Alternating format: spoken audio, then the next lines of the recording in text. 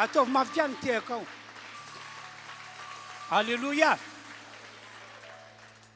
Fifaliana lehibe ho anay mpanompon'Andriamanitra izay mitantana zao fiangonana refi eto Androndrokely izao, ny manolotra ny arahaba ho antsika rehetra izay efa tonga ato amin'ity tranon'Andriamanitra ity. Ary arabaina toy izany ihany koa ianareo izay manaraka ny fotoam-pivavahana amin'ny alalan'ny fahitalavitra na YouTube na Facebook zany. Matoky isika fa ny Andriamanitra izay vavahantsika dia hita an'ity fotoam-pivavahana androany ity. Ka na ianareo tatoerana na ianareo ny tokantrano amin'ny anaran'i Jesosy sy mahita voninahitr'Andriamanitra ianareo. Tavamainina mafy be. Alleluia. Manaraka izany anompan'Andriamanitra eto isika tena manompo an'Andriamanitra amin'ny fonao manontolo. Azo atao ho zavatra maivana hoe fombafomba ny fanompona izay ataontsika eto, fa tena atao vitan'Andriamanitra hoe vokotry ny fonao. Tena atao vitan'Andriamanitra hoe misy etaeta mirehetra dia mirehetra ao anatinao ao ho an'Andriamanitra. Fa ny olona tak'izany no tediavin'Andriamanitra amin'izao vanandro misy antsika izao. Ka dia andao ary hitsangantsika raintsika ireo mpitarika federany reto irana telo avy hatrany no entsika manome voninahitr'Andriamanitra tena hifaly, tena hitoto repoka itsika ary tsy handio an'izao tontolo izao kory tsika fa handio an'Andriamanitra. Alefa aza tompoko. Alleluia. Alleluia. Alleluia. Alleluia. Faly be zay androany miaraka aminareo eto androany hiaraka iderintsika androany. Ny Andriamanitra ivavahantsika eto dia Andriamanitra tompony fahefana, mpanapaka ny zavatra rehetra ary avy aminy no hiavian'ny fahefana rehetra. Dia avy eo rehefa nomeny zanak'olombelona le izy dia nalain'ny Satana. Fa nefany izy le mpanapaka, izy le manana ny hery sy ny fahefana, izy ny tompony ny hery sy ny fahefana. Dia nalefa tetỳ tany Jesosy. Rehefa tonga tetỳ tany Jesosy dia zao, ny tanjon'i Jesosy dia zao, akan'iny fahefana tany amin'ny Satana iny. Rehefa azon'i Jesosy iny fahefana iny nokapohany izy, tena natao izay tena hoe fampijaliana mafy indrindra izy dia nomeny asainao le fahefana. Rehefa nomeny asainao le fahefana dia niakatra tany an-danitra izy dia nalefana ny fanan'Andriamanitra nidiny. Dia zao le fahefana izay nitenenany ny rivotra sy ny ranomasina hoe mangina, mitsahara, efa ao anatinao zany amin'izao fotoana izao. Efa ao anatinao io fahefana io. Zanak'Andriamanitra tsika, tompontompo sy mpanjakampanjaka, Andriamanitra velona ny Andriamanitra ivavahantsika, Andriamanitra tompony fahefana, tompony ny hery rehetra, velona mandrakizay Jesosy sady izany ve? Andaontsika ideran'Andriamanitra. Velona Jesosy, velona Jesosy.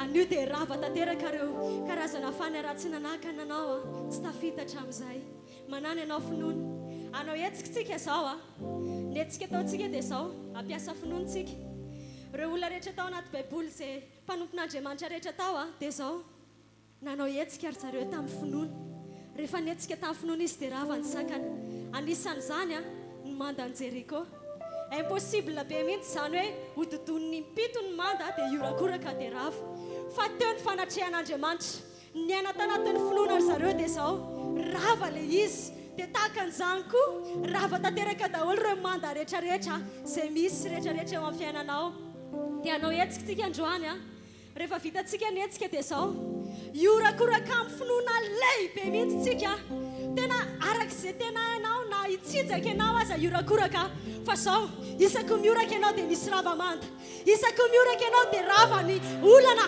rava tanteraka ny aretina rava tanteraka daholo ny manda rehetrarehetra namefa satana ka zao aloha asalo ary teny ampinoana aloha tsika dia zao mirodana ny manda mirodana ny manda feno fiderana anao zay ianao tompony fahefana no manao hoe mirodana tsy maintsy miodika alefa siany mirodana ny manda ataovy amin'ny finoana fonao mirodana ny manda feno fiderana anao zay ianao tompony fahefana no manao hoe mirodana tsy maintsy mirodana ny manda ataovy amin'ny fonao manontolo na inona manda eo aminao ravy zany androany ho Jesosy halleluja ianao tompony fahefana no manao hoe mirodana tsy maintsy andao averintsika farany mirodana ny manda amin'ny finoana mirodana ny manda feno fiderana anao zay finoana trany ianao ianao tompony fahefana no manao hoe mirodana tsy maintsy urakoraka mavo a Jesosy azavena halleluja urakoraka mavi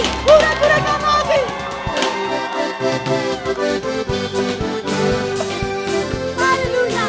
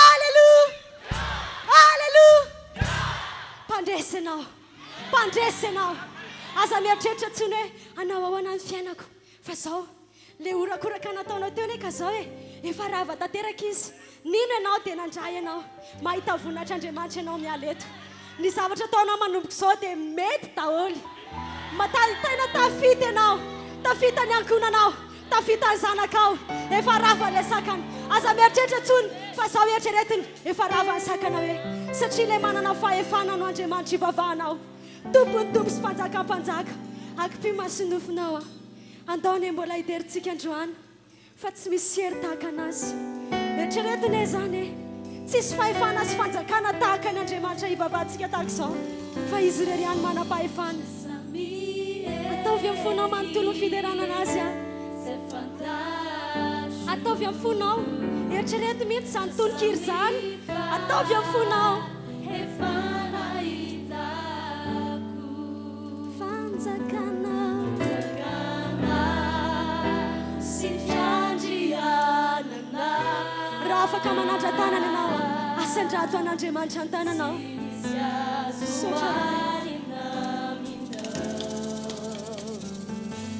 izao rehetra zay diza itronganko keo anatrehanao mpanjakay anao andriamanitra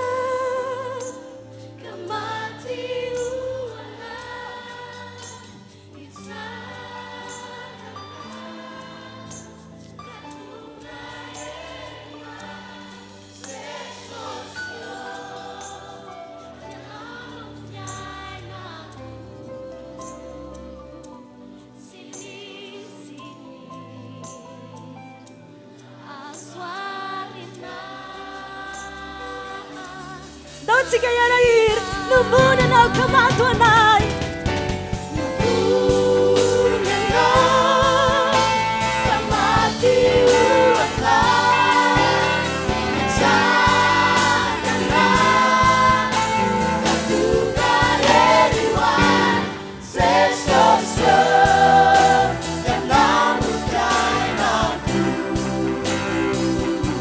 sibis Aswarina, Amina, sesosyo yang nanufiay naku sini-sini. Aswarina, Amina, sesosyo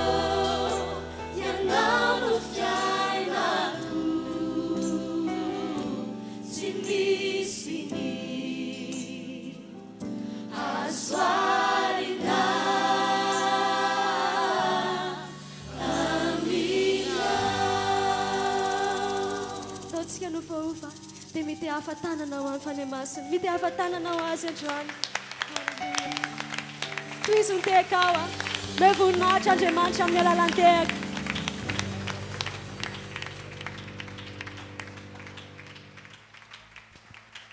samy maka toerana tompoko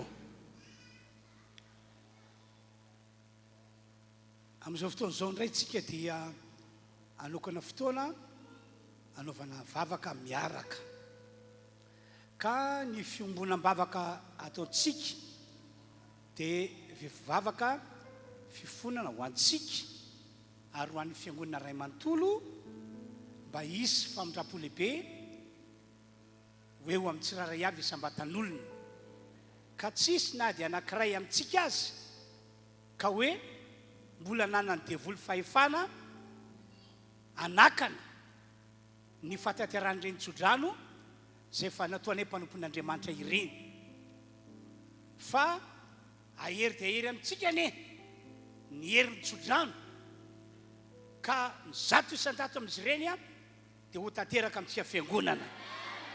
Amen na zao foana atao masaka ao an-tsaina izahay izay nitondra ny tsodrano ho anareo tsy izy akory fa mpanompon'Andriamanitra izahay.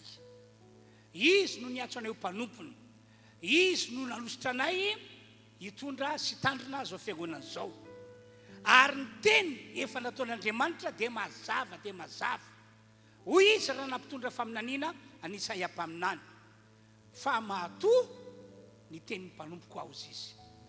Zany hoe ny teny ataonay mpanompon'Andriamanitra, tsodrano ataonay mpanompon'Andriamanitra, mame antoka Andriamanitra fa ho toaviny reny, ho amarininy reny. Dia mbola toy zao ihany koa ny toan'ilay teny matateraka saina atolotry ny hirako aho.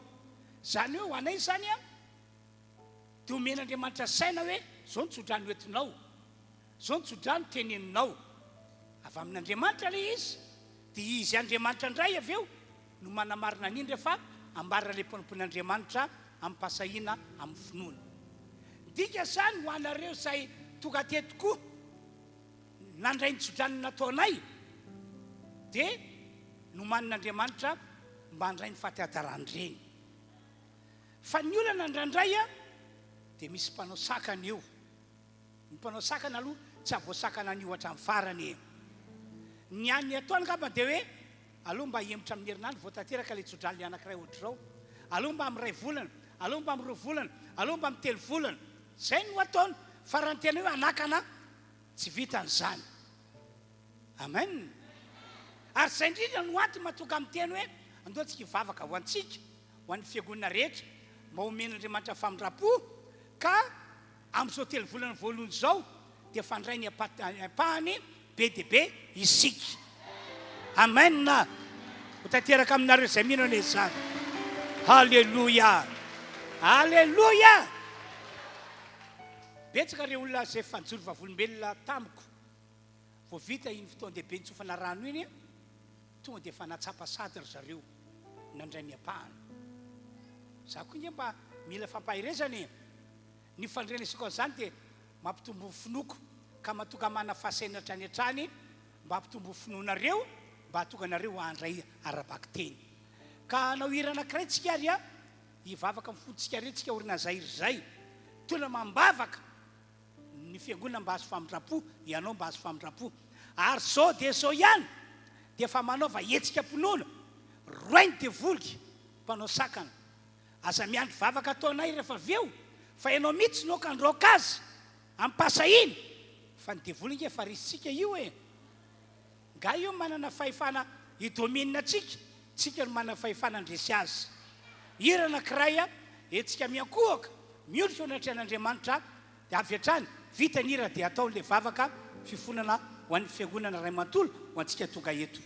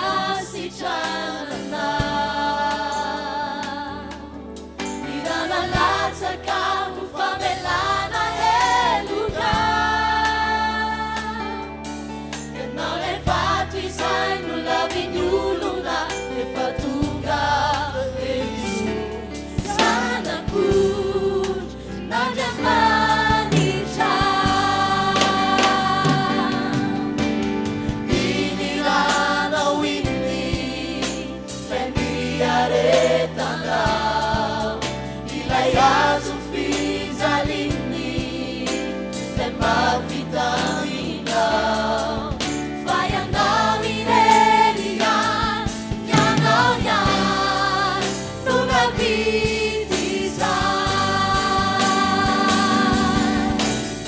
iniranao inni meniaretanao ilay azo fijaliny le mavitaminao fa ianao ireny ian ianao ian no navity izany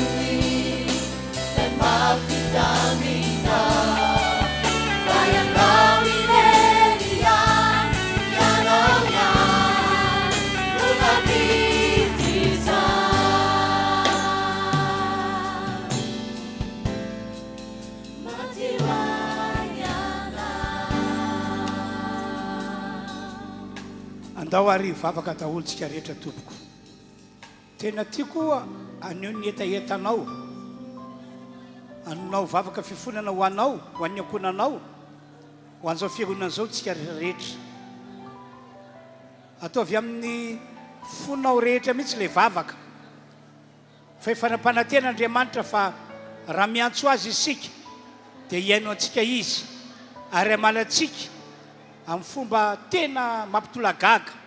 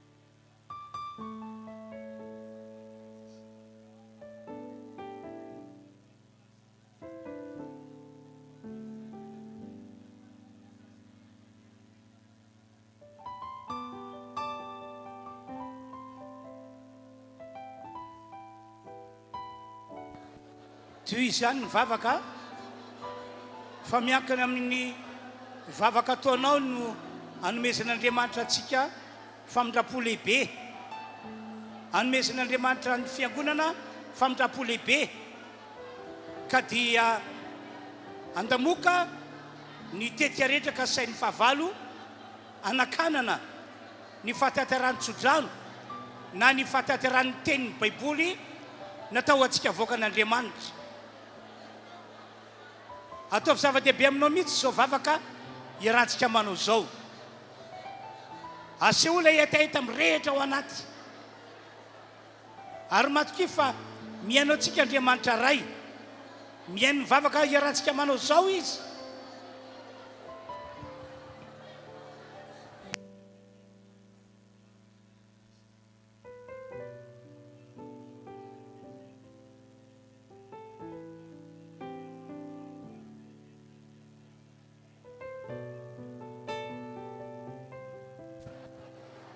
Ary avetrany dia roay koa ny mpanao sakany, roa ilay mpanao sakana efa nomena antsika fahefana, noho izany dia roa ilay mpanao sakana.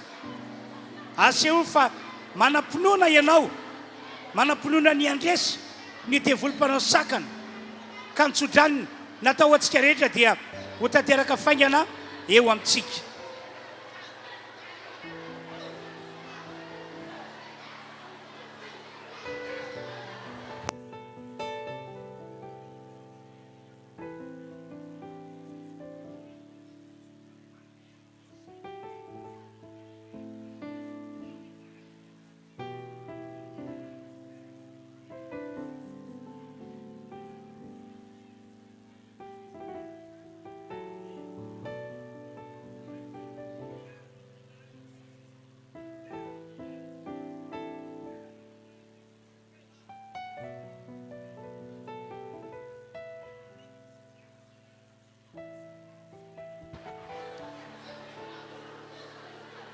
Toy izany vavaka iarana rehetra manao ety anoloana la ira hoe avo indrindra ianao.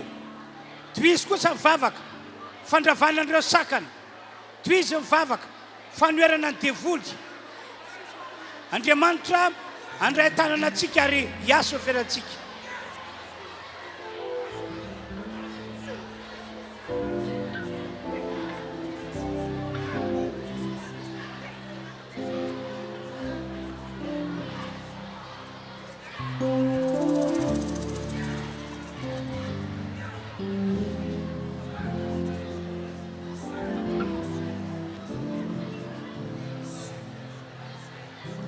Toy izany vavaka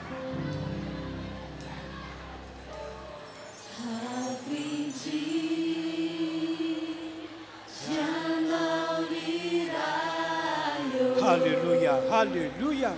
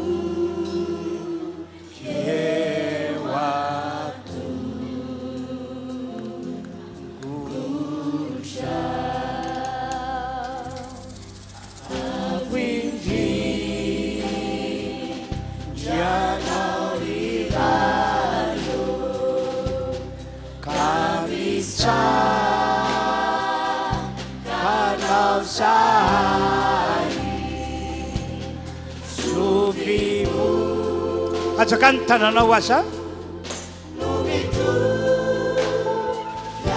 ajakan tananao.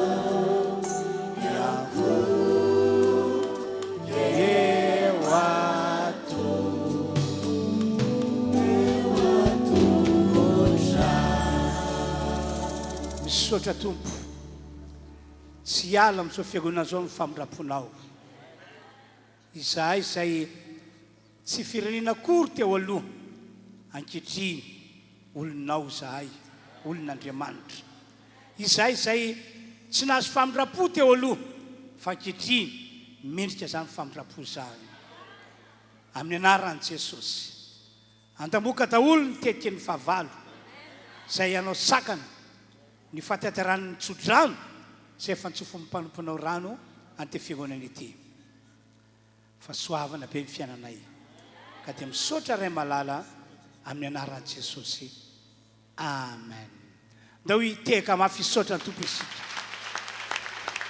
amen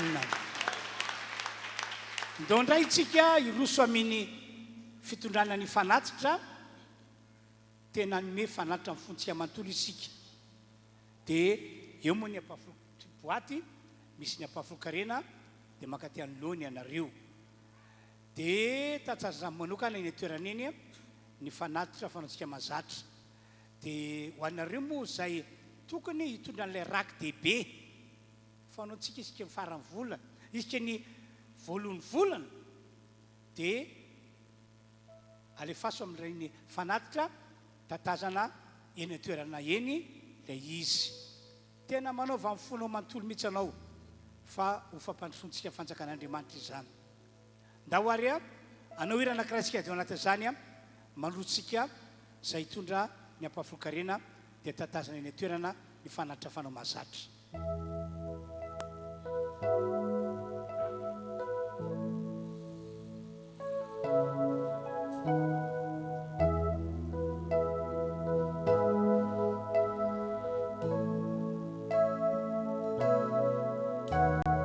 Asanja chulai panzaka ambuni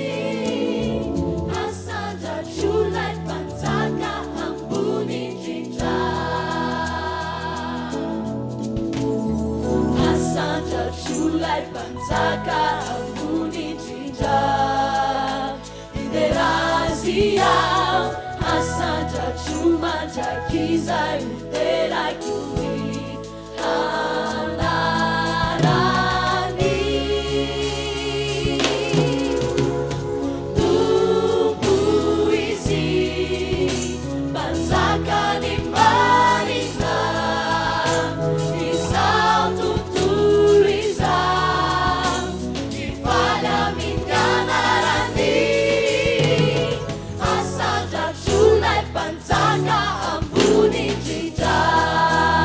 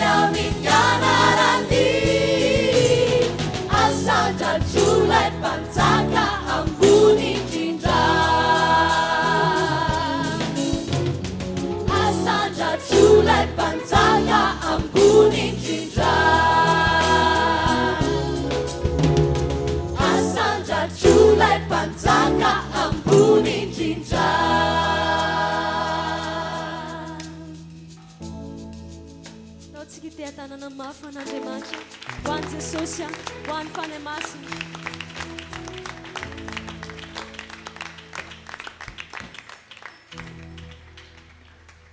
Amin'izao fotoana zao atsika dia efa iomana andre ny tenin'Andriamanitra izay inona fa teny hitondra fanafana lehibe ho antsika. Tsy avelantsika hanao mission amintsika mihitsy ny développanao sakana. Ty fiangonana ity fiangonana amindran'Andriamanitra fo ary mendrika ny hotahina tahaka ny Abrahama sy Isaka ary Jakoba.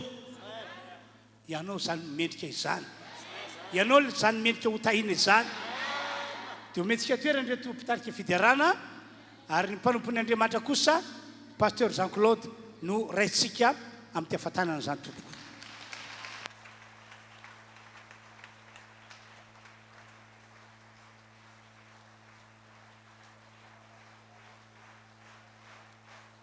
Alléluia. Alléluia. Dia voalohany mo misaotra n'Andriamanitra lehibe tsika noho ny fahasoavany sy ny fitahiana lehibe izay tsy manam-pantamperana omen'Andriamanitra tsika isan'andro isan'andro. Mino fa miara-manaiky amiko ianao androany hoe fahasoavan'Andriamanitra no natao zao atsika. Sady izany ve noho izany dia aversika amin'Andriamanitra daholo ny dera, ny saotra, ny voninahitra noho ny amin'izao fitahiana lehibe sy fahasoavana natobany teo amin'ny fiainantsika izao ka mbola nomen'Andriamanitra tombontsoa isika afaka miaraka manompo an'Andriamanitra tahaka izao. Dia isaorana azy lehibe izany. Faharoa, miarahaba antsika rehetra izay ato anatin'ny tranon'Andriamanitra ihany koa ny tenako ankehitriny. Arabaina manokana ianao no taonin'Andriamanitra nanaiky ny tarihan'ny fanahy masina ka tonga soamantsara eto amin'ity toerana ity hiaraka hivavaka sy hanompo an'Andriamanitra isika. Zao no teneniko aminao androany, na iza olona tonga teo amin'ny toerana nisy fanatren'Andriamanitra dia mendrika hotahin'Andriamanitra zany olona zany. Noho izany ianao izay tonga eto fanatren'Andriamanitra androany dia hotahiny ianao izay manao amenina mafy. Halleluja. Amen. Manarakaraka izay ihany koa dia manatitra ny arahaba ho antsika tsiraray avy izay manaraka izao fotoam-bavaka ataonay fiangonana Fiangonana kely izao. Na amin'ny Facebook ianao no manaraka, na amin'ny fahitalavitra ianao no manaraka. Dia hoy hoe miarahaba anao ny tenako ary mitsotranao anao hotahin'Andriamanitra ianao mandray fahasoavana amin'ny alalan'ny fotoam-bavaka ataonay. Ka izay ataon'Andriamanitra amin'ny olona izay atao anatin'ny trano fivavahana dia mino fa ataon'Andriamanitra aminao. Satria izao voalaza ny Baiboly, tsy Andriamanitra ny akaiky ihany izy fa Andriamanitra ny alavitra ihany koa. Noho izany androany tsy hiovany ny herin'Andriamanitra sy no ataony fa izay ataony dia mendrika indray izany koa anao izay ny atokantrano any. Amen na ve? Ka mialohan'ny hitondrako ny tenin'Andriamanitra dia ndao tsika hivavaka hangataka amin'ny fanahy masina. Hivavaka tsika tompoko. Andriamanitra rainay saotranao ako. Ankasitraka anao any amin'ny tenandroany ity. Ndao tsika tena hivavaka amin'ny fotsika rehetra. Mba hiteny amin'ny alalan'ny mpanompon'ny Andriamanitra ho anao. Vavahy ianao mankatà amin'Andriamanitra mba hiteny amintsika rehetra izy. Misaotra anao ary Andriamanitra raiko, sy Andriamanitra tompon'ny teny. Ilay Andriamanitra tsy miova mandrakizay. Mankasitraka anao fa nitendrenao sy natsoanao ary nirahanao indray Isolo vavanao eto amin'ity toerana ity. Koa ity Jesosy eo. Ampiteneno mivavaka, tendreno molotro, mitenena aminay tsiraray avy, fa vonina eno ny mpanomponao. Ka izay rehetra tonga eto anio dia tsy misy hodiso anjara amin'ny tenin'Andriamanitra. Amin'ny anaran'i Jesosy, midina fanahy masina, fenoy foamam-pananay, fenoy ny herin'ny fahasoavana. Andriamanitra rainay mitenena araky ny fombanao, mitenena fa vonina eno ny mpanomponao rehetra. Ka izay rehetra ataona mandrety hafatra ity dia hitondra fiantraika lehibe amin'ny fiainany na ny ara-panahiny izao tenin'Andriamanitra izao. Ho afaka izay androany, voavonjy izay androany, ho tahiry izay androany, ahery izay androany, ho fantatray ny famarinana rehetra amin'ny anaran'i Jesosy. Mitenena Andriamanitra fa vonikihany ny mpanomponao. Ity Jesosy, ny rahanao sy ny tendrenao isolo vavanao eto amin'ity toerana ity.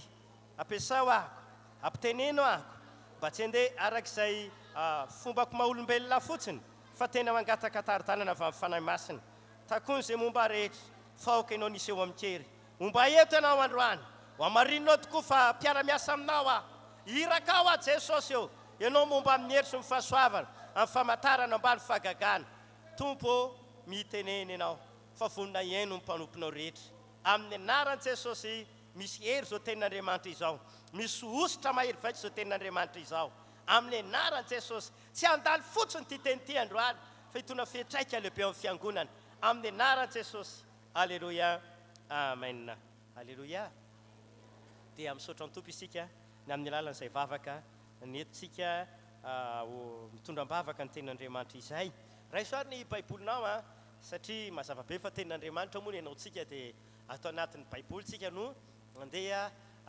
aka ny fampahirezana atao anatin'ny baiboly tsika no amaky ny tenin'Andriamanitra mba hitondra fiatraikanao anao ny tenin'Andriamanitra ka ny matetika fiteniko ity hoe aza lay mpitondra ny teny no jerevanao fa le Andriamanitra na mpitondra n'le teny sa tsy zany e satria ao anatin'le teny ampitondrainy ny tena vetiny ny afatra androany dia mino fa zay mihitsiny misy ohatra kely nataoko teto indray andro hoe raha misy facteur nitondra taratasy anao avy any ampitan-dranomasina any aza le facteur nijerevanao ohatry ny ahoana ary le facteur nitondra le taratasy fa zay tena ao anatin'le ny ampitondrain'ny mpanoratra zay zava-dehibe ka mino fa androany koa ny tompo dia ampitondra hafatra lehibe hiteny amintsika rehetra na ho anao any atokantrano na ho anao ato ny tranon'Andriamanitra ato dia hiteny amintsika rehetra ny tompo a ka andeha ary sika amaky tenin'Andriamanitra ny filazantsara lika toko 5 a dia vakitsika amin'ny andininy 5 filazantsara izay nosoratan'ny Luka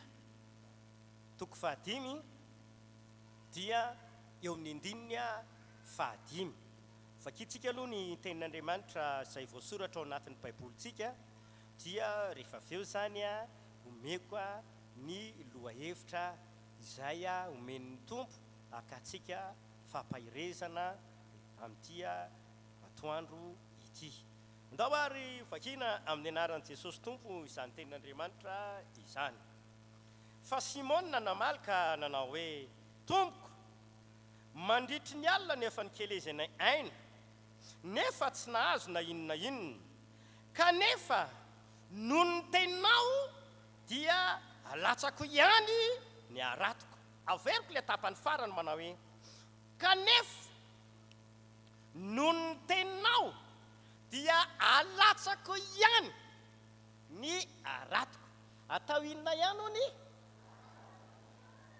alatsako ihany ny aratoko izy zany hoe rehefa tena nandinika n'ilay zavatra tenenin'ny Petera eto dia ohatry ny miteraka alefako ihany fa za efa teny niala fa tsy nahazo noho izany a ny lohahevitra zay enaratsika sy akatsika fampahirezana avy amin'ny fanahy masina amin'ity atoandro ity dia andao ty afatra androany ity ampitondraitsika lohahevitra anankiray manao hoe mahaiza mihetsika mifanaraka amin'izay lazainy ny tenin'Andriamanitra averiko tsara mahaiza mihetsika mifanaraka amin'izay lazainy ny tenin'Andriamanitra ry afatra malala zay manatrika ity fitombavaka ataon'ny tompo mandreza tenin'Andriamanitra izao a teboka voalohany indrindra ary zay engako dia ity fa mandrininy isika nataon'ny baiboly hoe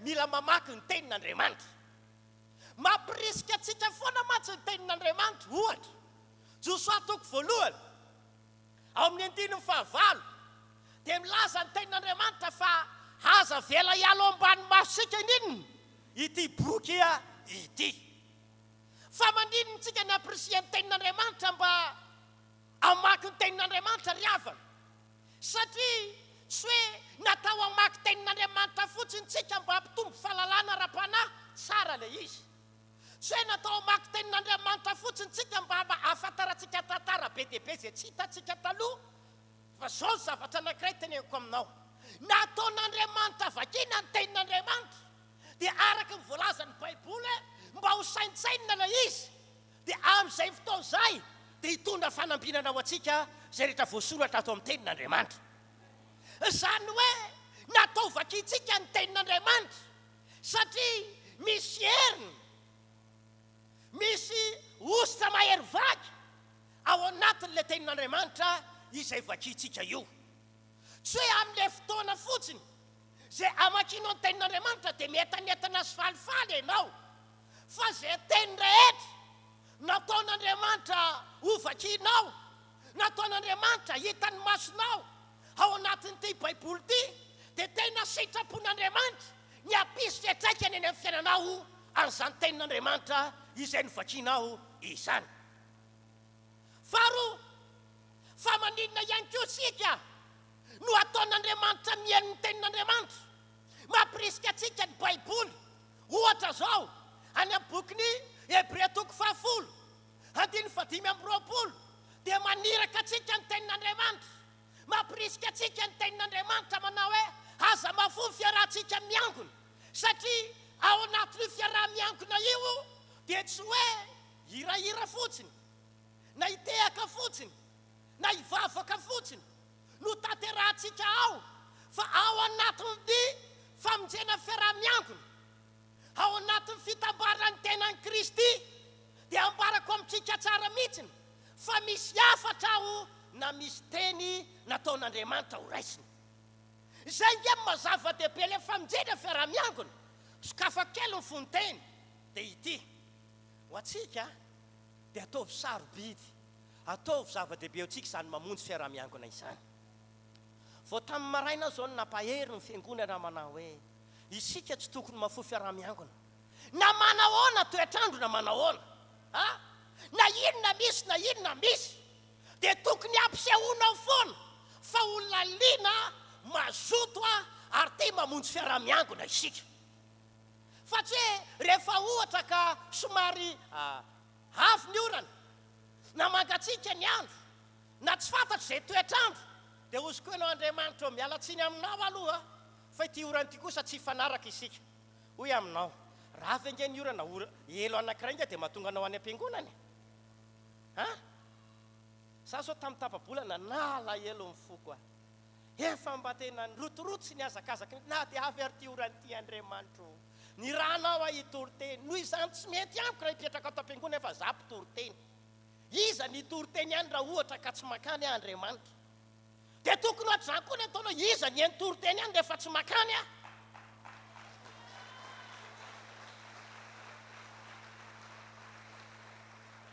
sa tsy marina zany? Mba mety ve aloha raha ohatra ka le mpitory-teny ny tsy fa ianao ny tao e? Mety sa tsy mety? Tsy mety ozy ianao. Tena marina zany ary tena zay mihitsy no izy tsy mety. Fa nefa ny ianao tsy tonga tamin'ny tapa-bolana ohatry ny nety taminao ihany tsy mamely anao sanatria. Fa akatoko le fonteny mazotoa mamonjy fiaraha-miangona. Any ataovy zava-dehibe mihitsy, eo no hitan'Andriamanitra olona tena tia azy ianao. Ka na nisy inona dia ianao tonga foana satria maniry ny tenenan'Andriamanitra. Ataovy amenina mafy izany. Tonga mamonjy fiaraha-miangona isika, tonga tato anaty trano fivavahana isika, nataon'Andriamanitra nisan'ireo zanany, vahoakany, tonga mamonjy fiaraha-mivavaka ianao. Ny antony dia ity: satria ao anaty fiaraha-miangona dia anisany ataon'Andriamanitra ao dia hiteny amin'ny olon'Andriamanitra. Natao hihaino tory-teny isika, natao andray hafatra avy amin'Andriamanitra isika. Le tory-teny na le hafatra ampitondrain'Andriamanitra ry havana dia tsy hoe natao mba hampientanentananao fotsiny atao am-piangonana ireny. Ao ve? Tsy natao mba hampientanentananao fotsiny ao anaty fotoam-bavaka ireny, fa nalefan'Andriamanitra ny teny, nataon'Andriamanitra na hihaino tory-teny ianao mba hiainanao soakatoavinao ary etsehanao reny teny reny. Satria na mamaky baiboly ianao, na maheno tory-teny ianao, reny teny hitanao tamin'ny baiboly, reny tory-teny nataon'Andriamanitra hihaino sofinao reny, dia ambarako aminao androany fa misy hery sy fahefana ao anatin'ny tenin'Andriamanitra. Ohatra ny amenina mora izany, amenina amin'ray mahery izany.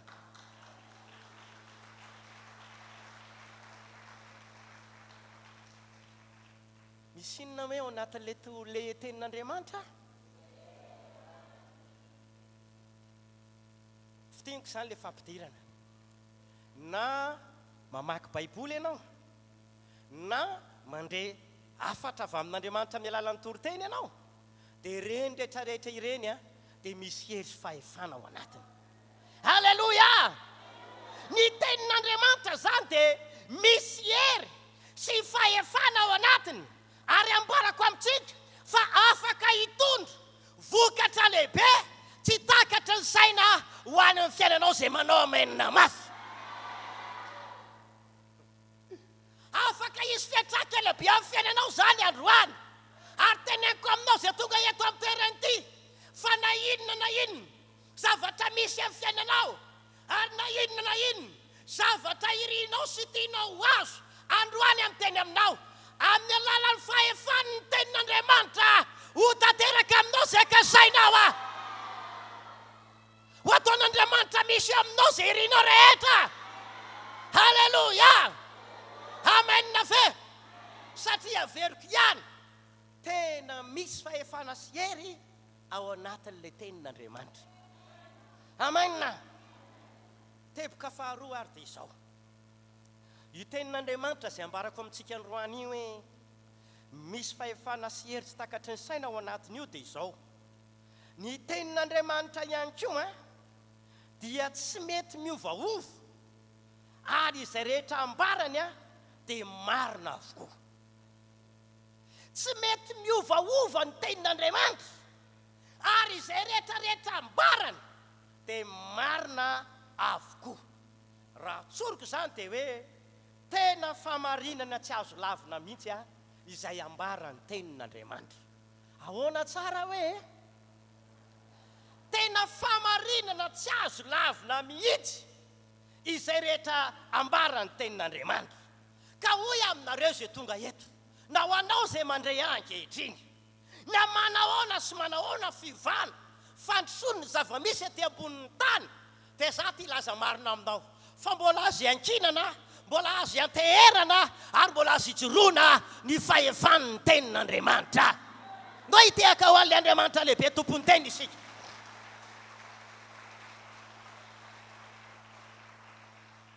Hoy aho hoe tena famarinana tsy azo lavina mihitsy ny ambaran'ny tenin'Andriamanitra, sady azo ny fiainanao itokisana tanteraka izy io. Izany hoe miantso anao afaka mbola mitoky ianao, afaka mbola mietehitra ao amin'ny alalan'ny tenin'Andriamanitra. Amen na ve? Halleloja! Ao anatin'ny tenin'Andriamanitra avokoa mantsy ny zavatra rehetrarehetra izay tiantsika ho azo, na ny zavatra rehetrarehetra tiantsika ho tanteraka. Ao anatin'ny tenin'Andriamanitra daholo le izy.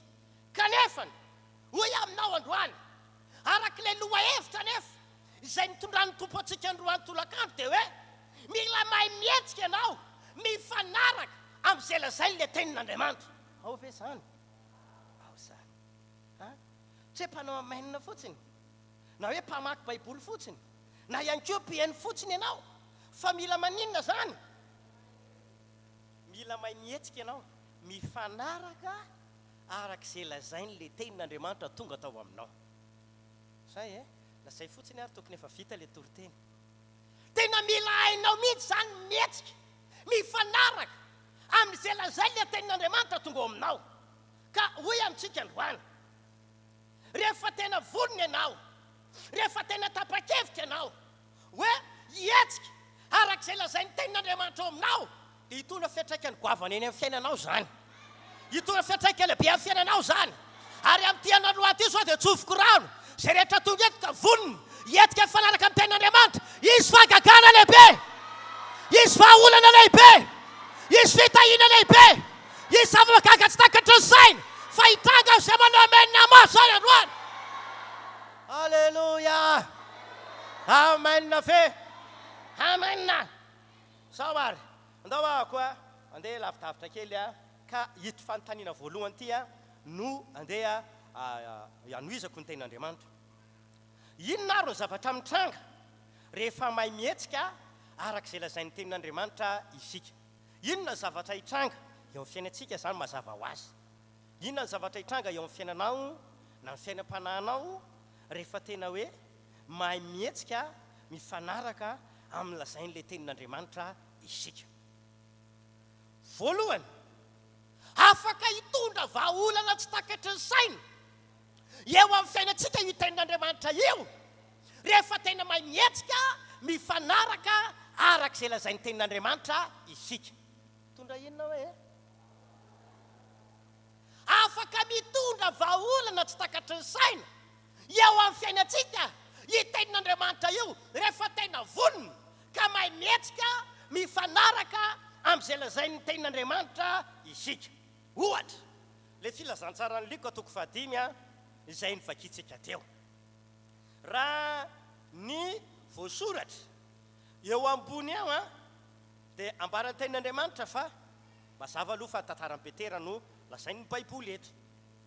I Petera dia niasa fidiram-bolany, niasa fivelomany dia mandeha makatrondro na manarato. Efa fiainany mihitsy zany, efa fanaony Petera mihitsy zany. Fa ndray andro anefany dia voalaza ny soratra masina fa tojolana lehibe Petera. Naninona hoe Petera? Tojolana lehibe Petera satria tsy nahazo izy na dia tsondro anankiray ary. Voalaza ny tenin'Andriamanitra fa tsy nahazo izy na inona na inona. Zany hoe raha ohatra ka tonga dia tsoroko dia hoe tena nody mainy Petera. Raha ohatra ka le fahaizana sy le fahalalana na le traikefa nananany teo aloha no niaterana. Fa rehefa izy tsy nahazo na inona na inona inona, raha mandinika tsara ny tantara ianao dia nanomboka tamin'ny alina ambandra-paraina ny andro no nandeha nanarato Petera. Zany hoe tao anatina ady-pamantaran'andro maro no nikelezany aina no nitediavany trondro fa tsy nety nahazo mihitsy izy. Androany ako zao ny amangin'ny tompo aho, ianao zao anaty olana mahavaivay, vonina many olanao Andriamanitra androany, vonina many olanao Andriamanitra androany. Andray vahaolana lehibe tsy takatry ny saina ianao amin'ny anaran'i Jesosy. Amainina ve? Amainina. Dia rehefa tsy nahazo trondro moa Petera dia zao mihitsy ny voalaza ny trindrin'ny Baiboly mafy. Efa nanasa ny aratony izy ireo. Efa naninona hoe zareo? Efa nanasa ny aratony Petera. Efa andeha hody mihitsy izy no tonga teo Jesosy Kristy Tompo. Rehefa tonga tsao Jesosy dia zao. Nambaran'ny tenin'Andriamanitra hoe nampianatra ny tenin'Andriamanitra aloha Jesosy. Nindraminy ny olonakany Petera, nalainy ny olonakany Petera. Ka rehefa vita ny fampianarana ny tenin'Andriamanitra dia nitodika manokana tany amin'ny Petera izay tao anaty olana Jesosy. Ory Petera, efa avy nampianatra, misaotra anao fa nampindraminao anany lakako. Noho izany Petera, fantatro fa tsy nahazo trondro anao. Petera nge ka tsy nitantara tamin'i Jesosy Jesosy eo. Tsy haiko zao izay ataony any an-tanàna fa dia aty tsy nahazo na inona na inona. Mety niasa saina izy, mety nitebiteby izy, mety tao anatin'ny fahaverezan-kevitry Petera hoe dia nanahoana loatra lahy fa nakaiza daholo ary ny trondrony dia tsy hitandroany. Fa naninona dia tsy nahazo ny ady anankiray mba hampahirezana ny vatana. Naninona tsy nahazo na inona inona fa dia mba anarany ty mba nikely aina nomboka tamin'ny alina mandra-paraina ny andro. Laniny atsika teny fotsiny, natopatopany ranomasina fotsiny, lany fotoana fotsiny.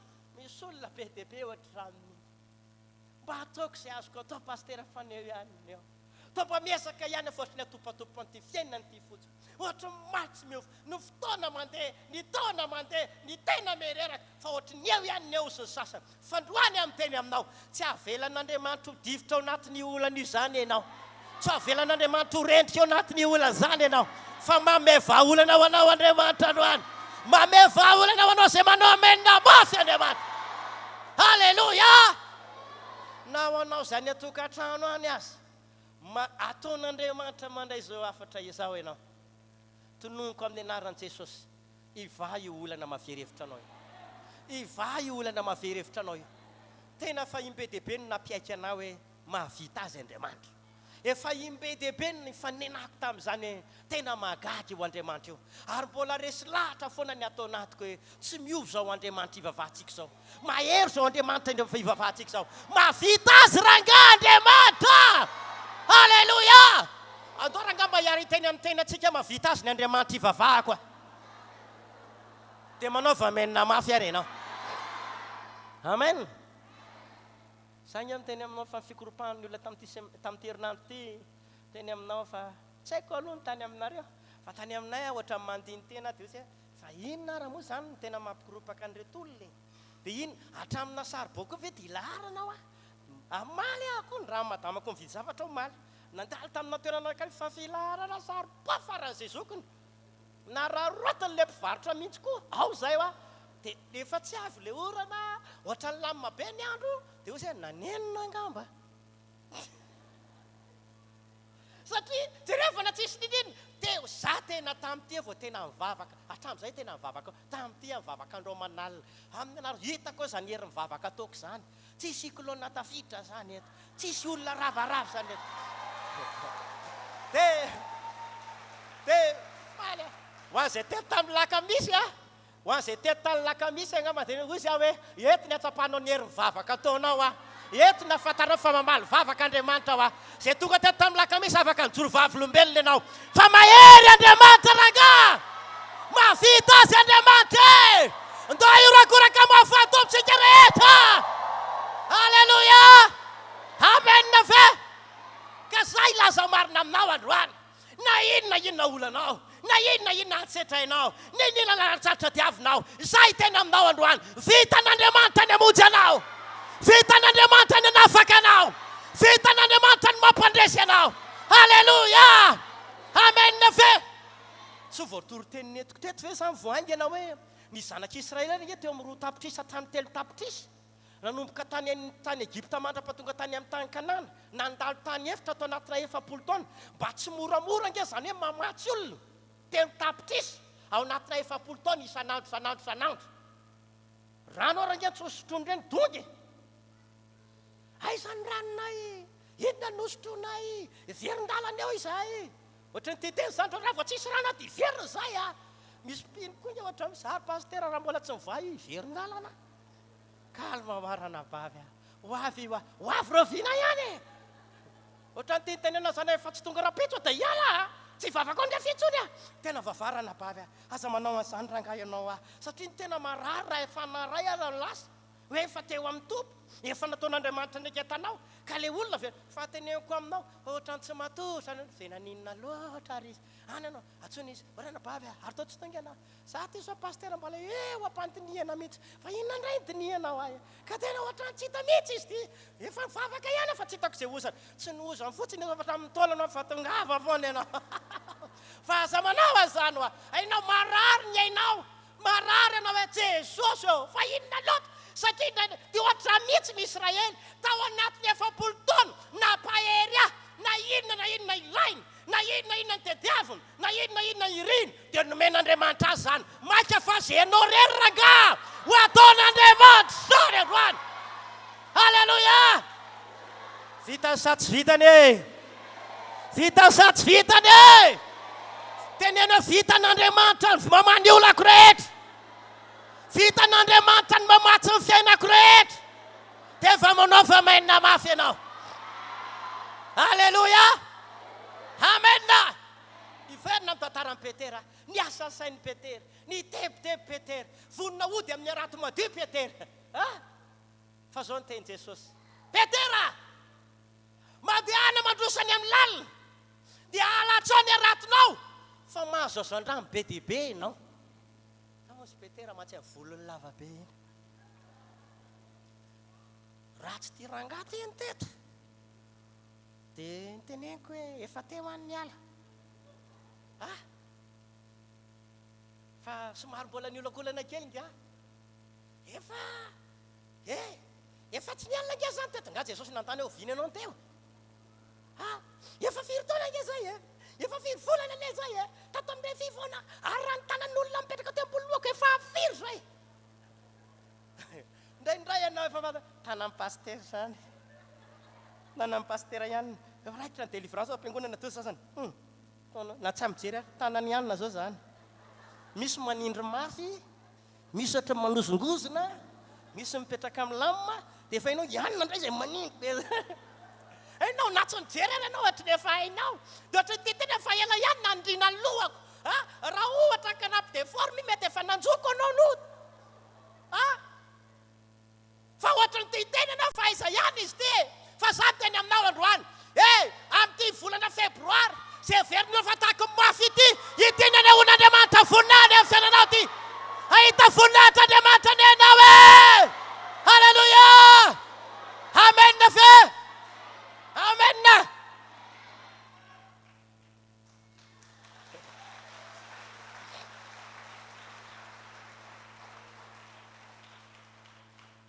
Efatry ny alina ny teto hatramin'izao maraina izao Jesosy ange tsy nanontany anao ady mifiriny teo nafiry taona ianao zay mivavaka fa mifatany dia izao rehefa natsony anompo azy ianao anjarany karakaranao anjarany mamonjy anao mandrakizay ianao a rehefa nomanina maka izy avy eto ambonin'ny tany vitan'io ranga vitan'io sady zavy halleluia amena nanomboka eny ary andehako ozy ny teny noho ny teninao alatsako ihany le arato eo le afatra androany noho ny teninao ozy alatsako ihany ilay arato zany hoe raha tiany Petera hivaly olana raha tiany Petera hitondratondro mody raha tiany Petera hahazainy tediavina dia tsy maintsy mandeha ihany izy na tsy mifanaraka tamin'ity azy tsy maintsy nietsika mifanaraka tamin'izay lazainy tompo izy zay ny natonga ny Petera tena resy lahatra noho ny teninao alatsako ihany ny arato dia isaorana an'Andriamanitra lehibe fa rehefa nanomboka nandroso Petera nalatsaka ny arato dia isaorana an'Andriamanitra fa noho ny fahefan'ilay tenin'Andriamanitra fa iza Petera nietsika tamin'izany dia ambara amin'ny Baiboly fa nahazo lehibe indrindra nahazo marobe mbola tsisy toy izany izy dia ho amin'ny fiainana ka nivaso amatsara ny olana ndo hitehaka manotompysika rehetra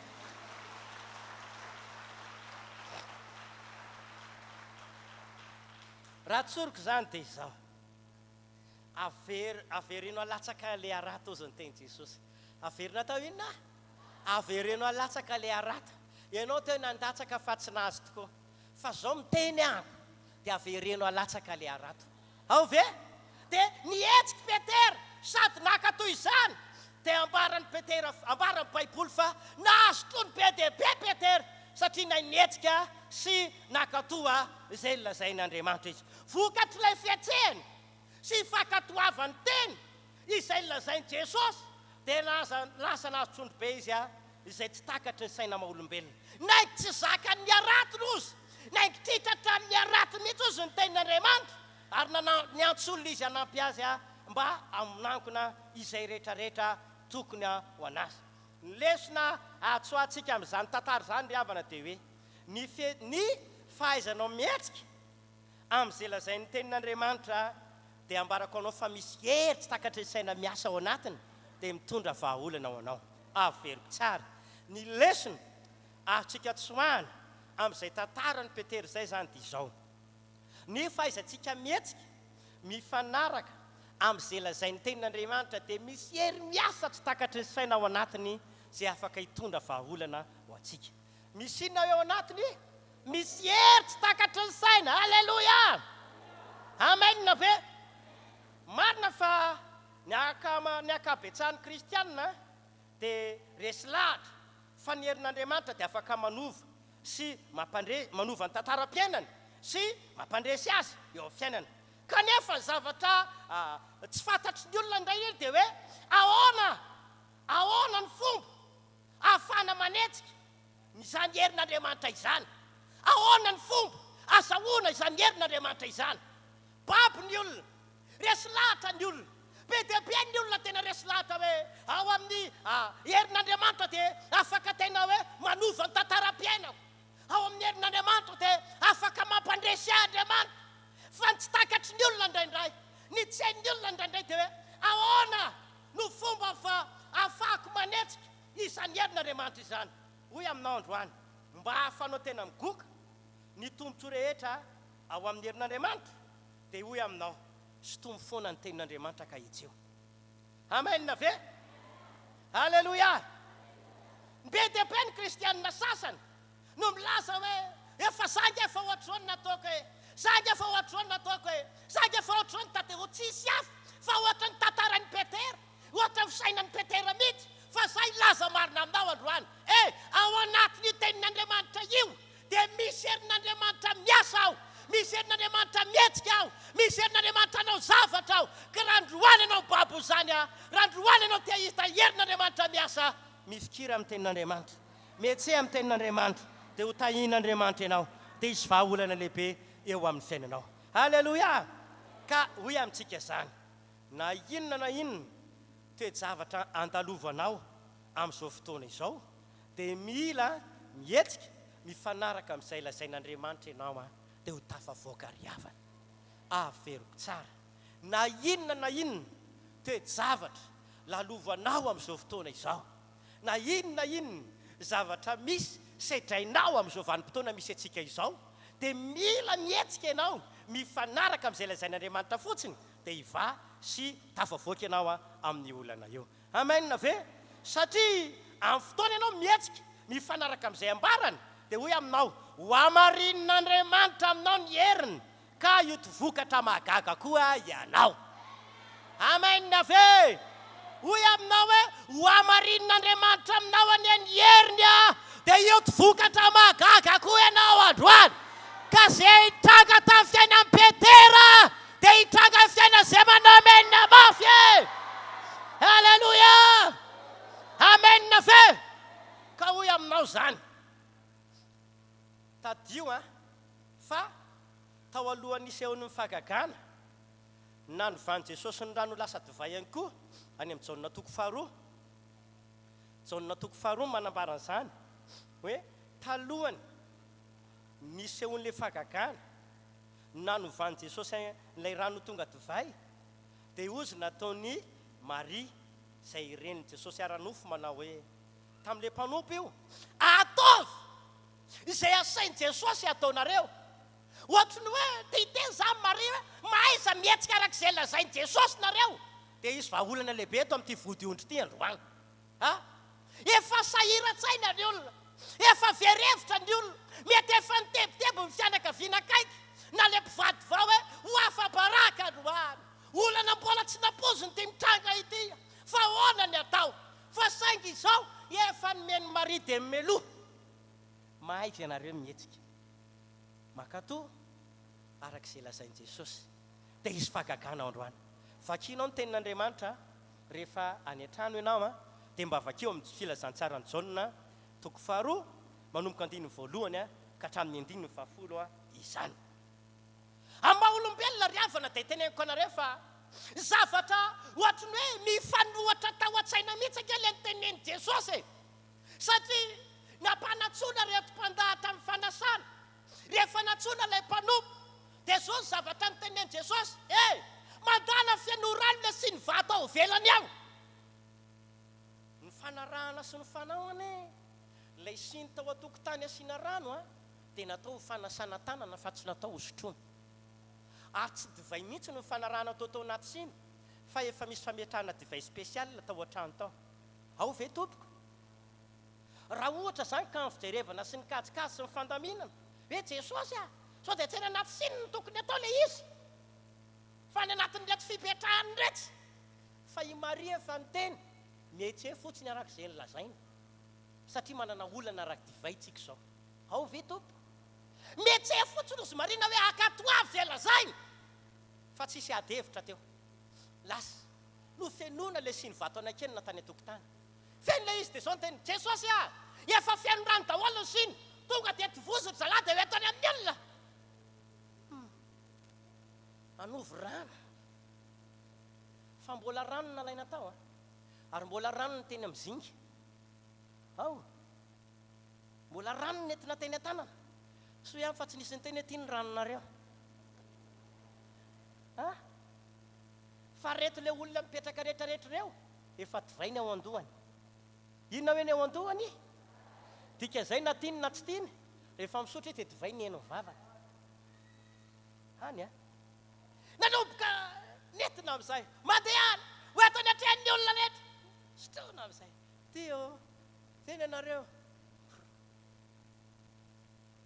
jerevana nareo mpandahatra ary mety ny salasala ihany ena enjany ty mpampianatra ty fa mariko moa efa nitendra nabavy hoe tonga dia atao fotsiny zay asaina atao any ohatrany ty tena raha misy olana raha misy nitabataba dia tsisy idiranareo zany fa atao fotsiny ianareo mameno rano dia manova amin'izay dia mitondra teny amin'ny olona mihetsika izy fanaraka tamin'izay lazainy Jesosy ao ve mahaiza mihetsika mifanaraka amin'izay lazain'Andriamanitra na dia tsy mifanaraka mikajikajinao sy ny ao anatin'ny sainao azy ao ve tompoko na dia tsy mifanaraka amin'izay eritreritranao aza ilay izy mahaiza fotsiny ianao mihetsika mahaiza ianao mandeha arak'izay lazainy tenin'Andriamanitra dia zava-magaga tsy takatry ny saina isy eo amin'ny fiainanao androany za zao mahita olona be dia be androany io sakany eo amin'ny fiainanao io rava io androany fony io androany tsy hoe intsony io androany ary misy olona eto hitako amin'ny anaran'i Jesosy hosokafan'Andriamanitra amin'ny danadana varavarana izy varavarana isokatra eto amin'ny anaran'i Jesosy manao vamenina mafy ianao manao vamenina mafy ianao ho tanteraka aminao zay manao menina mafy ho zany alleluia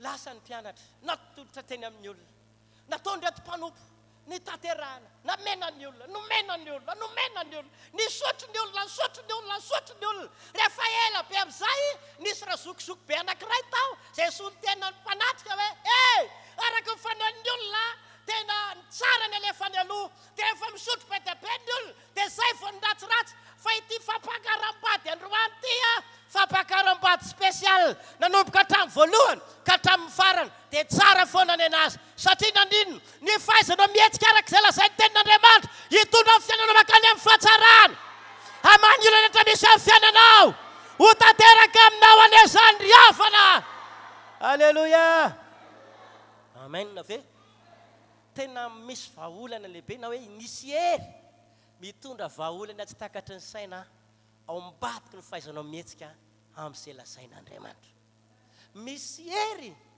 mitondra vahaolana tsy takatry ny saina ao ambadiky ny fahaizanao mihetsika arak'izay lazainy tenin'Andriamanitra raha mandinika izay tantara anankiroa izay efa nakatsika leson'izay tsika dia mino fa tena resy lahatra ianao hoe teny ingeny nampiasainy na tamin'ny andron'ny Petera na tamin'ilay fampakaram-bady tao akana teny daholo ingeny fitaovana nampiasaina teo hoe sahoana fa ny sekreny dia hoe ny fahaizana mihetsika arak'izay lazainy tenin'Andriamanitra na dia mifanohatra amin'izay tao anatin'ny saina mifanohatra amin'ny kajikajy maha-olombelona mifanohatra amin'ny fahalalana maha-olona azy dia za tena resy lahatra ry havana rehefa vonona ianao hetsika araka lazainy tenin'Andriamanitra dia tsy maintsy misy zava-magaga tsy takatry ny saina hitranga amin'ny fiainanao mba hirariko ary tsofako rano dia hoe ahitan'izany zao fiangonana zao ahitan'izany ianao zao fiangonana zao alleluia ka hoy aminareo zany ny kristianina tsy misalasala fa makatoa sy mihetsika ary tena tapa-kevitra amin'ny tenina laoko ny vavan'Andriamanitra dia hoy aminao tsy hitsahatra fa arahana fagagana isan'andro san'andro amin'ny fiainana alleluia amen averiko zany teboko zany fa manan-dany zany teboka lehibe zany manao hoe ny kristianina tsy misalasala fa makatoa sy mihetsika ary vonona tsy tapaka andeha arak'izay lazainy tenin'Andriamanitra dia ity ny teneniko anareo tsy hitsahatra fa arahana fagagana mandrakariva ny fiainan'izany olona izany alleluia ka hoy aminao mba hisy fijoro vavolombelona lehibe sy fagagana koa ane eo amin'ny fiainantsika izay manarika ty fotoana afaka androany ity alleluia manarakaraka zao inona ihany koa zavatra mitranga rehefa tena hoe mihetsika isika arak'izay lazainy tenin'Andriamanitra efa tena resy lahatra moa te hoe tena zay tokoa raha angala izy ho an'le mpanompon'Andriamanitra nitaika fotoana teto zao dia efa nambarany teo le boky ao mpanjaka voalohany iny zao hoe nisy manda lehibe tamin'ny andro zanak'Israely nisy inona hoe mpanjaka faharoa azafady hoe nisy manda lehibe tamin'ny andro zanak'Israely ka rehefa nisy manda lehibe tamin'ny andro zanak'Israely dia voalaza ny tenin'Andriamanitra fa tamin'izany fotoana izany tena tsy hitany zanak'Israely ahoana no atao satria midiny le manda raha maha-olombelona dia tsy hitantsony zay azo atao satria manda midiny eto alohantsika eto tsy afaka miditra sy tsy afaka mivoaka tsony ny olona tamin'izany fotoana izany fa nanomboka nanome teny Andriamanitra naninona hoe Andriamanitra nanomboka nanome teny Andriamanitra hoe mandehana mihodina isan'andro mididina impito indray mandeha isan'andro dia miorakoray ianareo fa amin'ny andro fampitony kosa dia manodidina impito sady miorakoraka mafy ianareo ozy fa irodana io manda io raha maha-olombelona ne ohatry ny tehiteny hoe aiza koa orakoraka ave dia ampirodana manda fa rehefa mahay mihetsika ianao amin'izay lazain'Andriamanitra dia izy fagagana tsy takatry ny saina hitranga eo amin'ny fiainanao. Ninona ozy ianao zavatra nitranga tokoa lasa le vahoaka an'Andriamanitra zay zany ny teneniny arak'le teny zay zany ny tenin'ny tompo andeha ny antsika andeha fa tsy isaoran'Andriamanitra lasa ny olona mety mirakoraka tsy haiko aloha zay mety nisy miveron-dalana vesana nina nandeha indray mandeha mirakora misy kely olona ndray mba mirakora mirakora va ohatrany tsy ora fa ny olona maka ahita manda mirodana mirakorako ihany rangady osy pety zany latsako ihany ty rangady lasa ndray mandeha nandeha aloha ny andro voalohany mirakora ka ny olona rehetrarehetra raha vao miraky indray mandeha dia efa mba misy misokatra kely mba melona manantenana tsisy nininona teo mirakoraka ne tamin'ny andro faharoa fa aiza ihany joso fa hoany ty tantara ty nandeha ny fantelony nandeha ny fandefatra nandeha ny dimy andro nandeha ny fahenina andro satria anao mila mihetsika araka izay lazainy fotsiny ka any fa tsy hoe aiza ihany izy tery pastera ho avy eo io dia zay ny andro fampitony rehefa amin'ny andro fampitony ray impito mihodina sao dia mba saingy hafahafa ary ty fa rehefa mihodina fampitony vita ny fampitony isaorana an'Andriamanitra le manta zay lehibe le manta zay verina fagoavana nionga teo alohan'ny zanak'Israely nirodina teo alohan'ny zanak'Israely ko amin'ny anaran'i Jesosy nisa tonga eto ninninona manda eo alohanao noho ny fahefan'ny herin'ny tenin'Andriamanitra ka hetsika amin'izany ianao irodana ny manda rehetra ny mandany trosa ny mandany olana ny mandany aretina ny mandany fahoriana iogana amin'ny anaran'i Jesosy. Alleluia amenna fe amenna ka hoy aminao zany faraparanako ny tenin'Andriamanitra ny zany aza dia izao ahoana na fanao igoka zay fahefany ny herin'ny tenin'Andriamanitra rehefa mihetsika ianao ahoana no afanao tena hoe miaina ka hitana karazana asa mahagaga ao anatin'ilay tenin'Andriamanitra io ko rehefa vonina hetsika ny amin'izany ianao hoy aminao androany aza mitsahatra manambara sy mihetsika amin'ny fanambaran'ilay tenin'Andriamanitra efa azonao ianao na ianao namaky baiboly na ianao nandray tenin'Andriamanitra mivantana tahaka izao dia aza mitsahatra manambara sy mihetsika mifanaraka amin'izay tenin'Andriamanitra mandrakariva isika fa ho hitanao sy iainanao ny famarinana sy ny fahefany io tenin'Andriamanitra sy ny herin'io rehefa avy eo. Amenna. Faharoa aza misalasala ianao aza misalasala ianao iaho fa manana finoana fa zay nytenenin'Andriamanitra taminao dia manomboka etseo tsy ampisalasalana izany fa hiteraka vokatra tsy takatry ny saina fiainanao. Tiako tenenina amin'ity faharoa ty zany dia izao esory ny fisalasalana esory ny tahotra dia aoka hetsika amin'ny finoana isika. Amenna ve mila mihetsika amin'ny finoana isika. Amenna. Fahatelo farany dia izao ao anatin'ny fotoana andrenesantsika ny tenin'Andriamanitra indraindray dia te hanaketraka antsika ny devoly dia hiteny izy zany ve dia mitombony zany ve dia ohatr'izao zany ve dia tena afaka ho possible ve zany dia hoy aminao ndao ro antsika ny devoly na inona na herina fanaratsy mitady anan-kivy mitady anaketraka tady anozongozona amin'ny finoantsika ka hitona fisalasalana sy tahotra ao anaty ho toerintsika amin'ny anaran'i Jesosy zany androany horoantsika amin'ny anaran'i Jesosy le fanamaloto rehetra ao anatin' zany ankoa dia hoy aminao toerintsika ny fanaratsy zay manao sakatsakana efa nahazo-drano isika nahazo teny fanambarana avy ampanompon'Andriamanitra isika teny avy amin'Andriamanitra ireny dia mino fa ho tsy maintsy tanteraka ireny fa mihetsika amin'ireny ianao dia hoy amintsika zany andao roantsika amin'ny fanaratsy zay misakatsakana ny fahatanterahany ireny fa tsofina rano zay tso-drano rehetra raisika 2022 ho tanteraka amin'ny anaran'i Jesosy zay tenin'Andriamanitra ndraitsika rehetra ho tanteraka izy fetraikany ho amarin'Andriamanitra zay manao amena masany. Halleloia. Amen. Ndao aritsika hivavaka amin'izao fotoana izao a hisaotra ny tompo. Mankasitraka anao ary Andriamanitra raiky tsara indrindra izay ny-an-danitra. Misaotra anao amin'ny anaran'i Jesosy ahako. Ny amin'ny teny nampitondrainao ateto androany.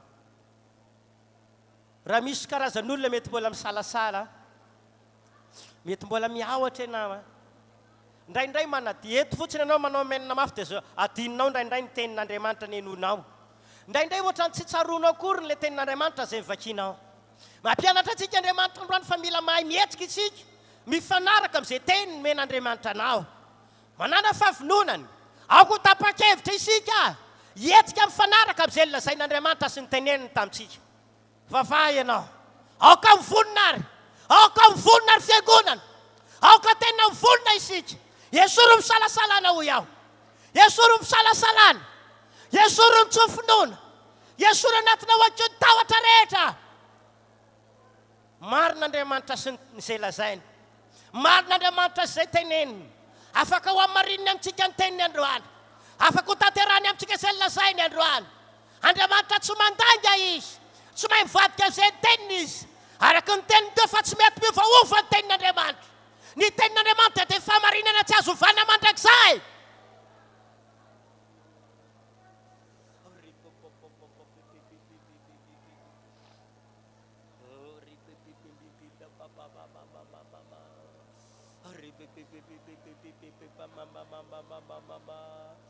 Misaotra anao a Jesosy eo fa nampitondrainao azy anteny izany ho an'ny fiangonana rehetra. Misaotra satria fantatro fa efa vonona ianao ary efa tena tapa-kevitra ianao namarina izay nilazainao sy ny teneninao tamin'ny fiangonana. Ataovy mahay mihetsika izay hifanaraka amin'izay nilazainao Tompo. Ataovy tahaka ny Petera, ataovy tahaka an'ireo mpanompo tamin'ny fampakaram-bady tao akany, ataovy tahaka ny zanak'Israely teo alohany mantany Jeriko.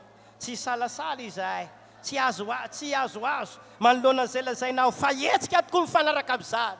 Tompo tsara indrindra, vonona izay mitenena amin'Andriamanitra ianao, vonona anao hetsika, vonona anao akato arak'izay lazain'Andriamanitra dia hiteraka fahagagana izany androany, hiteraka asa lehibe izany androany. Misy hery tsy takatry ny sainao anatin'ny tenin'Andriamanitra ry havana, misy hery lehibe tsy takatry ny sainao mibadika ny tenin'Andriamanitra ny fiangonana. Raiso ny fanamasina amin'izao fotoana izao ary, raiso ny fanamasina ameno antsika, raiso ny fanamasina ameno antsika, raiso ny fanamasina anositra antsika, raiso ny fanamasina hitarika antsika, raiso ny fanamasina ameno antsika rehetra. Raiso any amin'izao fotoana izao, raiso ny fanamasina ny fiangonana, raiso ny fanamasina, raiso ny fanamasina, na iza raiso ny fanamasina androany. Milanao izay fanamasina ameno anahy, milanao izay fanamasina anositra anahy, milanao izay fanamasina mangetaentanao zahay, mila niosotrao zahay, mila nierinao zahay, faino tanteraka izahay, mamenoanay fanahy masina, mamenoanay fanahy masina, mamenoanay ianao, mila nierinao zahay, mila niosotrao zahay, mila mifafianoanao zahay. O fanahy masina, midina amin'ny isam-batan'olona, mameno fanahy, mamenoanay ianao, fainoza toerana izao, osony isam-batan'olona, mangetaentanao zay fanahy masina.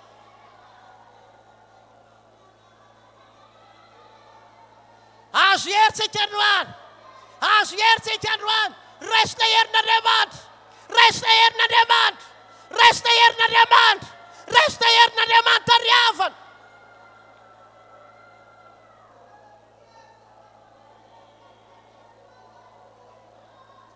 Misaotra fanamasina. Amen, amen, amen, amen, amen. Misaotra anao ato. Apetrao ny fonao ny tananao amin'izao fotoana izao. Apetrao ny fonao ny tananao dia aondreo tsara ny lohantsika fiangonana. Tsisy mitoditodika intsony na ray ary. Miantso anao hifantoka amin'ny herin'Andriamanitra. Hifantoka, hisaintsaina ny tenin'Andriamanitra. Tsy ento ihany ianao mitian'Andriamanitra hetsika amin'ny teniny, fa naiza misy ianao. Miaraha foana amin'ny tenin'Andriamanitra. Aoka olon'ny tenin'Andriamanitra ianao. Tonga eto ianao anaty olana, ao anaty fahasahiranana, ao anatina ady ve. Efa nataonao daholo izay fomba nihetsika araka ny fahalalana, araka ny fahaizanao anao, tsy ratsy akorin'izany, fa voafetra tompoko ny fahalalana. voafetra tompony ny fahaizana maolombelona fa ny tenin'Andriamanitra dia zay tsy vitan'ny herinao, zay tsy vitan'ny fahalalanao, vitan'ny tenin'Andriamanitra izany. Vitan'ny hery ny tenin'Andriamanitra izany. Eto ny tompo amin'izao fotoana. Eto ilay Andriamanitra izay niteny taminao teo. Raisa amin'ny fanamasina izany. Ary vavaka ho anao vavaka ho anao mifantoha tsara, mifantoha tsara. Fantoha ianao.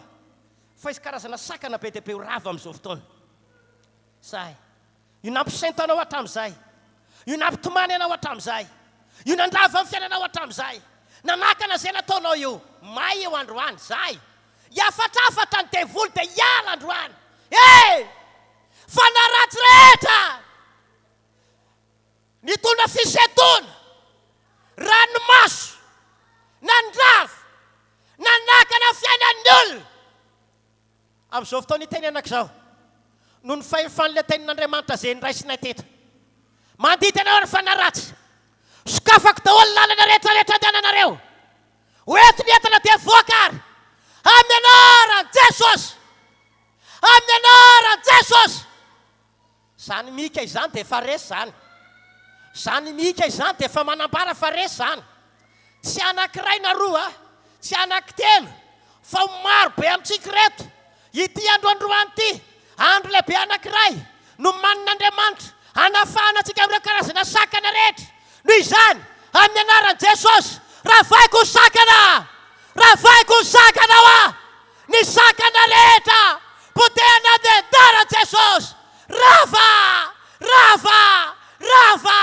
miany, mandehany, mivoa, anaran'i Jesosy. Miala. Io sakana amin'ny ara-bola. Io sakana eo amin'ny tontolon'ny asa aman-draharaha. Io sakana ara-pitiavana. Mahatonga ny olona io misento ao anaty ranomaso lava. Tsy nateraka Andriamanitra ao amin'ny fisetonany zanany. Tsy nateraka Andriamanitra ao amin'ny ranomaso ny vahoakany. Fa mandidy anao ary Satana. Noho ny fahefan'ny anaran'i Jesosy izay ato aminay. Alefa aingana. Amin'ny alalan'ireny tanana mipetraka eo amin'ny fondreny dia epitany afo. Epitany herin'Andriamanitra. Epitany herin'Andriamanitra. Tsy zakan'ny Satana zany. Tsy zakan'ny Satana zany. Tsy zakan'ny Satana zany amin'ny anaran'i Jesosy. Amin'ny anaran'i Jesosy. Amin'ny anaran'i Jesosy. Poteko ny herin'ny demony rehetra. Misy olona eto misy karazana fanahy miampita sy manaranaka avy any amin'ny ray aman-dreninao. Dia io tarazo manaranaka io no mahatonga sakana amin'izay zavatra ataonao na ara-pitiavana, na amin'ny asa, na ara-bola. Amin'izao fotoana izao nefany, noho ny famindrapon'Andriamanitra sy ny fitiavany antsika, dia izay tarazo manaranaka, maratsy fehefara, mahatonga anao haingonany troso, ravarena, tafita voarendrika, be dia be olona eto mamindra fo amintsika Andriamanitra noho ny nataony ray aman-dreny, noho ny nataony razambe. Tapahako ilay tarazo manaranaka amin'ny anaran'i Jesosy. Amin'ny anaran'i Jesosy. Amin'ny anaran'i Jesosy. Ireo tarazo rehetra avy any amin'ny razambe, ireo tarazo lovaina avy any amin'ny ray aman-dreniny, mpitondra troso, mandrava rena, maratsy fehefara, tsy mahavantokan-trano, mahafaty tanora, mahafara hidiny. Tapahako amin'ny anaran'i Jesosy. Ambarako fa noho ny herin'ny azo fijaliana, noho ny herin'ny rany Jesosy, tapako samy tarazo manaranaka izany, na amin'ny aretina, na amin'ny olana, fahasairanana, foanako amin'ny anaran'i Jesosy. Foanana, tapaka izany. Sitranana izay marary rehetra. Sitrana ny marary amin'ny anaran'i Jesosy. Sitrana ny marary amin'ny anaran'i Jesosy. Levina loharanona retina amin'ny anaran'i Jesosy. Ary na iza ny sedra olana. Tao anaty fahasairanana. Nataon'Andriamanitra tody izao fotoam-bavaka izao. Misy vahaolana lehibe tsy takatry ny saina. Misy vahaolana. Misy fandresena. Misy fagagana. Misy varavarana misokatra eo aloha. Amin'ny anaran'i Jesosy. Tahiko ny olona hita voninahitran'Andriamanitra. Ahita fandresena mezinezina. Amin'ny anaran'i Jesosy. Na eo amin'izay tsy naomby azan'ny afara. Aomby izao fiangonana izao. Aomby aneo izao fiangonana izao. Ho tafavoaka ny fiainana. Ny fatiantoka tamin'ny 2021. Oneran'Andriamanitra lehibe amin'ity taona ity. Oneran'Andriamanitra lehibe amin'ity taona ity. Zay rava rehetrarehetra tamin'ny taona lasa. Amin'ity taona ity hatsangana amin'ny anaran'i Jesosy. Ny fatiantoka rehetra tamin'ny taona lasa. Oneran'Andriamanitra ndao tsika hisaotra an'andriamanitra maisa mankasitraka ianao maisa mame voninahitra an'andriamanitra mety tsy araka izay lazay ny tompo ianao fa misy vahaolana lehibe ao ambadiko ny teniny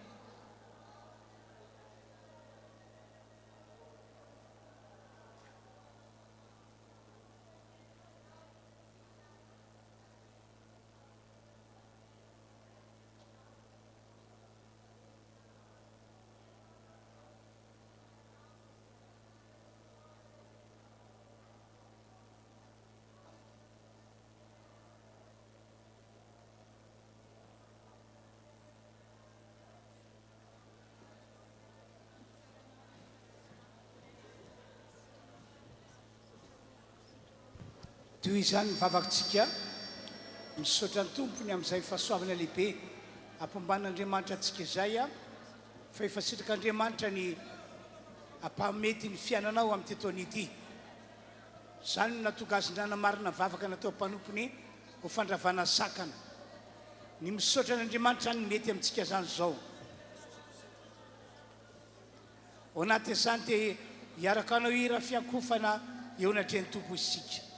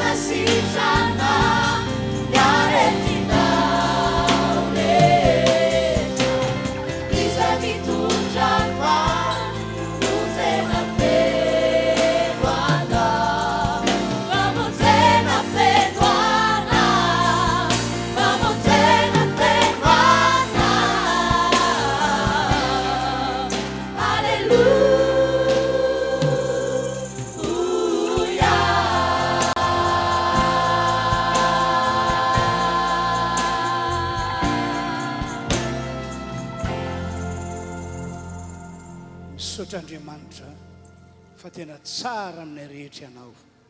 Halleluia. Amen. Dao hiteka ho an'ny tompo isika. Ndao moa hiteka ho an'ny tompo ihany isika.